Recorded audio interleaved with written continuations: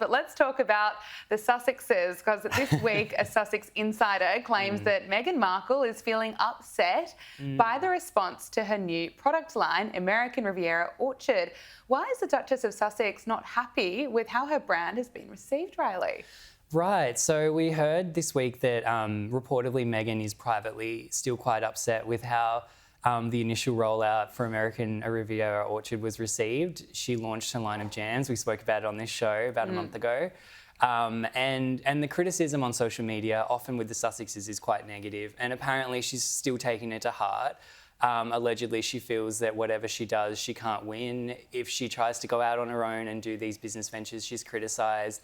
If she does nothing, she's criticised. So I can kind of understand in a way why she would feel that she can't win, but at the same time, you know, I think that there's a cognitive dissonance there as well, in terms of obviously the relationship between things that she's said and done and Harry's said and done and how the public perceive them. I think it's going to take some time to win over public support. I think Meghan Markle has a big challenge ahead of her. She does. But look, she's trying. There have also been some allegations that Harry and Meghan accepted free flights from an airline operated by a wanted international fugitive during their recent trip to Nigeria. What's the Sussex camp had to say about the accusations? Right, well, this is quite a serious accusation. So basically, when Harry and Meghan were in Nigeria earlier this month, they flew from London to Lagos on British Airways, very standard, but obviously it was a 3-day tour and they travelled across the country. So when they were travelling around Nigeria, they used a domestic airline called Air Peace. That airline is actually owned by a businessman called Alan Onyema, and he is a wanted international fugitive. The US Department of Justice is seeking his arrest for a range of money laundering charges that date back to 2019.